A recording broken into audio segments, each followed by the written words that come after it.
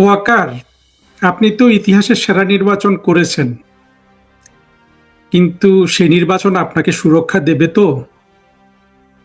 আর যদি সুরক্ষা দিয়েই থাকে, তখন আপনার চেহারাটা এরকম চুপসে ছিল কেন যখন আপনি বলছিলেন ডিসিরা ইতিহাসের সেরা নির্বাচন করেছে? আমি তো আপনার মুখ, আপনার মাথা, আপনার আপাদমস্তক ভালোভাবে দেখলাম। আপনার দাঁত একটা ওদিকে চলে গেছে, দাঁত কালো হয়ে গেছে, মুখমণ্ডল ছোট হয়ে গেছে, এক ধরনের আহ, আপনার মধ্যে অ্যাংজাইটি কাজ করছে। তা আপনি যদি ইতিহাসে সেরা নির্বাচন করেন, তাহলে তো আপনি যখন এই বক্তৃতা দিচ্ছিলেন, সেটা তো আপনার বডি ল্যাঙ্গুয়েজ বলুন কিংবা মুখমণ্ডল বলুন বা চোখের তারায় ফুটে ওঠার তো কথা, সেটা ওঠেনি কেন ওয়াকার? আপনি যে সেরা নির্বাচনের কথা বললেন, সেই সেরা নির্বাচনে বাংলাদেশের অর্ধেক মানুষ, মুক্তিযুদ্ধের মানুষ কিন্তু অনুপস্থিত ছিল। এইরকম মুক্তিযুদ্ধের পক্ষের যারা দেশ স্বাধীন করে, তারা যদি একটা নির্বাচনে অনুপস্থিত থাকে, বাকিদের নিয়ে একটা নির্বাচন করাকে কি সেরা নির্বাচন বলা যায় ওয়াকার সাহেব? আপনি কার ঋণ খেয়েছেন, কার নিমক খেয়েছেন? আপনি তো নিমক খেয়েছেন মুক্তিযুদ্ধের পক্ষের শক্তির। আপনাকে এতটা অসুস্থ আগে কখনো আমার মনে হয় নাই। আপনার হার্টে ফুটা আছে, তারপর আর্টারিতে ব্লক আছে, রক্ত চলাচল করে না, এগুলো আমরা শুনেছিলাম। সেখান থেকে কার দয়া দাক্ষিণ্যে আপনি এই সেনাবাহিনী প্রধান হয়েছিলেন? কে আপনার হার্টের ফুটো ভালো করেছিল? সময় মতো এগুলো ভালো না করলে তো পগার পারও হয়ে যেতে পারতেন, তাই না? আচ্ছা ওয়াকার সাহেব, বলুন তো আপনি কেন শেখ হাসিনার সাথে এই বেইমানিটা করলেন? ব্যক্তি শেখ হাসিনার সাথে বেইমানি করার কি কারণ থাকতে পারে? আমরা তো জানি যে শেখ হাসিনা তার আশেপাশে যারা কাজ করে তাদেরকে অনেক স্নেহ করেন, এবং আমি এমনও শুনেছি শুধু শেখ হাসিনার স্নেহের কারণে অনেকে শেখ হাসিনার জন্য জীবন দিয়ে দিতে চায়। আবার আপনাকে বলা হয় যে আপনি বঙ্গবন্ধুর ফ্যামিলিতে বিয়ে করেছেন, ইত্যাদি ইত্যাদি শুনি। তারপর আপনি এত বড় বেইমানি কিভাবে করতে পারলেন? হ্যাঁ, এই বেইমানির হিসাব তো আমি অন্তত মিলাতে পারি না। একেবারে কচি বয়সে শিবির জঙ্গি না হয়ে গেলে একটা ছেলে, সে কিভাবে এত বড় বেইমানি করে? আপনি কি সেই সাদেক কাইয়ুম হয়ে গেলেন? ছিলেন এতদিন? আমরা জানি না, হয়তো একদিন জানা যাবে। কিন্তু যে বেইমানি আপনি করলেন, সেই বেইমানি তো আগের কেউ করতে পারেনি। আমরা খন্দকার মোশতাকের কথা জানি। খন্দকার মোশতাক বেইমানি করেছে, বঙ্গবন্ধুকে সপরিবারে খুন করেছে। সেটা এক ধরনের আপনার সেই যে ক্রাইম বা সেই ট্র্যাজেডির সে যে পরিমাণ মির্জাফর হিসাবে প্রতিষ্ঠিত হয়েছে, সেটা একটা হিসাব আছে। কিন্তু আপনি যে বেইমানিটা করলেন, হ্যাঁ, এখানে হলো যে বঙ্গবন্ধু শেখ হাসিনাকে সপরিবারে খুন করা হয় নাই। শেখ হাসিনা, শেখ রেহানা যারা ওই দিন ঢাকায় ছিলেন, তাদেরকে খুন করা যেত। জঙ্গিরা, আপনার জঙ্গি মাসুদ রেডি ছিল খুন করে ফেলার জন্য। কিভাবে কিভাবে শেখ হাসিনা বাঁচলেন, আসলে এগুলো আমরা কিছু জানি, কিছু হয়তো জানি না। সেগুলো নিয়ে এই ভিডিও না। কিন্তু তারপরে যেটা হলো, বাংলাদেশ চলে গেল পুরোপুরি 24-এর জঙ্গিদের হাতে, অর্থাৎ বাংলাদেশের স্বাধীনতা বিরোধীদের হাতে।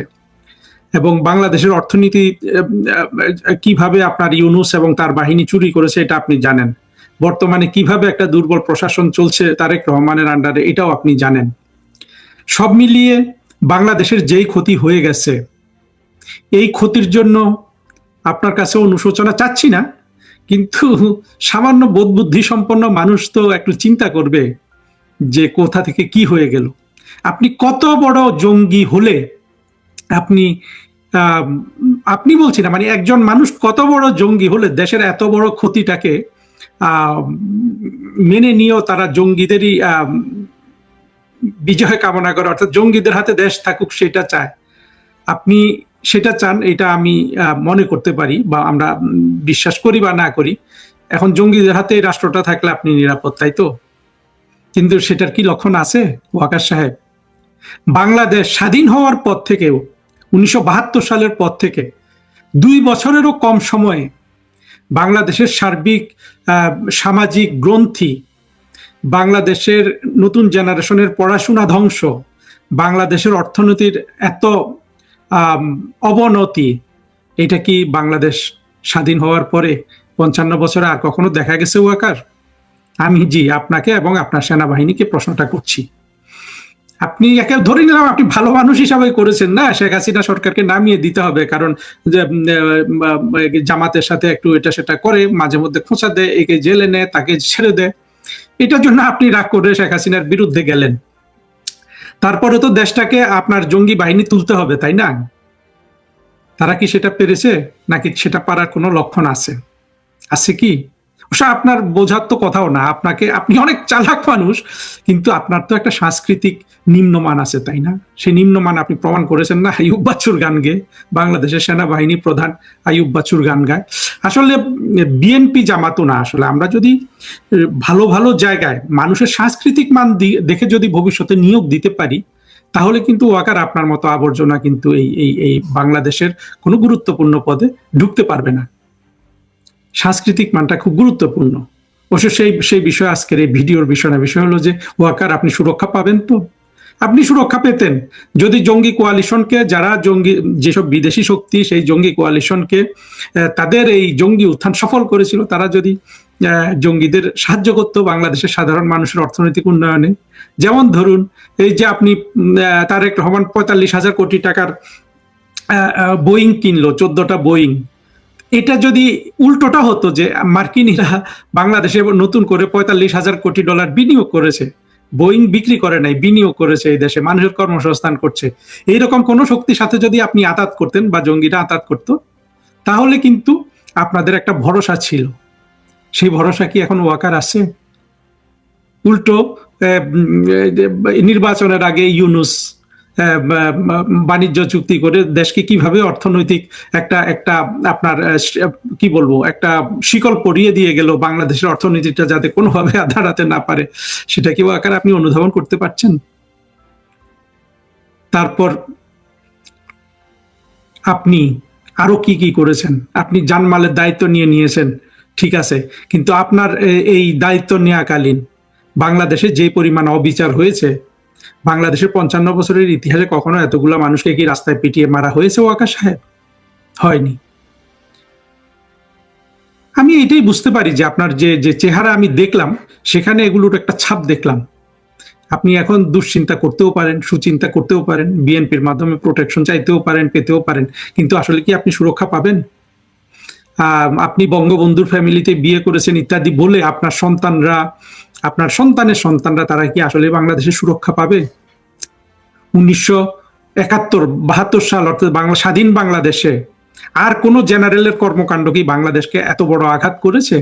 হ্যাঁ, জেনারেল শফিউল্লাহ কর্মকাণ্ড করেছিল, জেনারেল শফিউল্লাহর নিষ্ক্রিয়তায় বঙ্গবন্ধুকে হত্যা করা হয়েছে।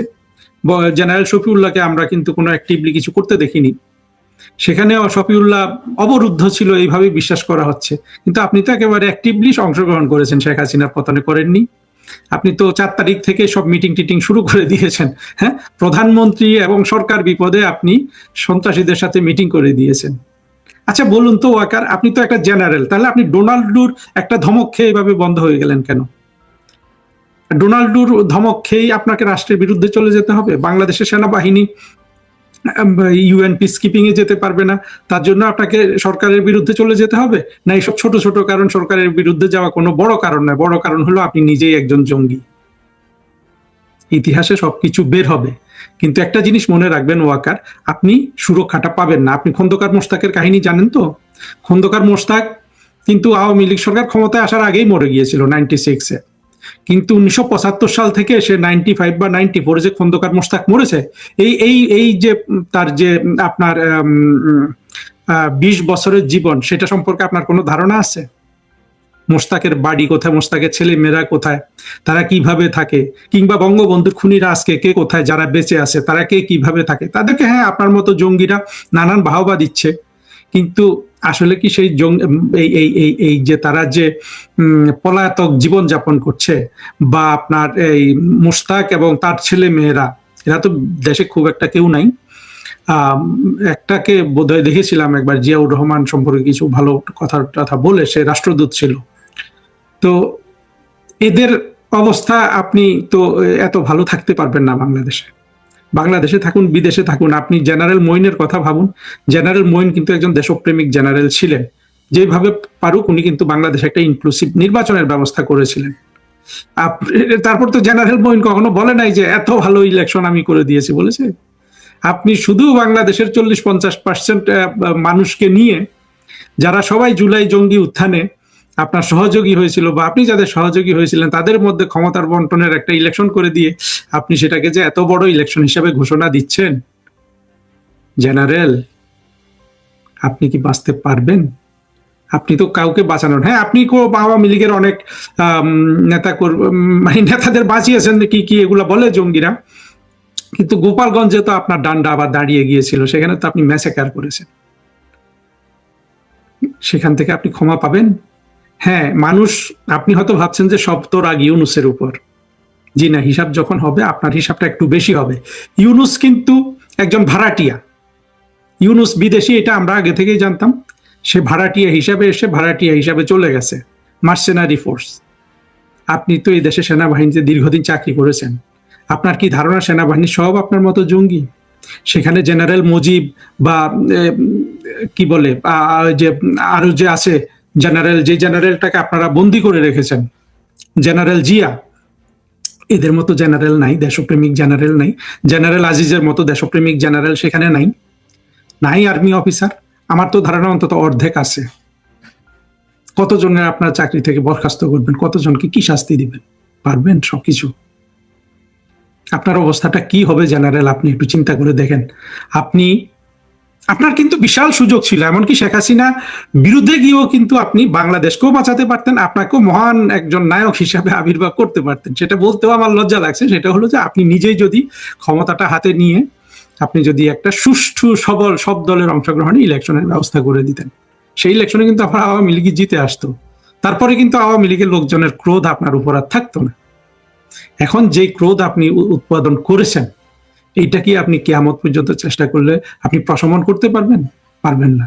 আর প্রশমন না করতে হলে কি দরকার? আপনার দরকার সুরক্ষা। সেই সুরক্ষা তারেক রহমান থেকে হতে পারে, আপনি যে ইলেকশন নিয়ে বাহাদুরি করলেন সেই ইলেকশন থেকে হতে পারে। কিন্তু তারা কি এই রাষ্ট্রকে চালাতে পারছে? রাষ্ট্রের অবস্থা কোন দিকে যাচ্ছে? খলিল সাহেব আজকে চায়নাতে দেখলাম, পারবে তো সব ম্যানেজ করতে? জেনারেল আপনি আপনার একুল ওকুল দুকুলি কিন্তু হারিয়েছেন।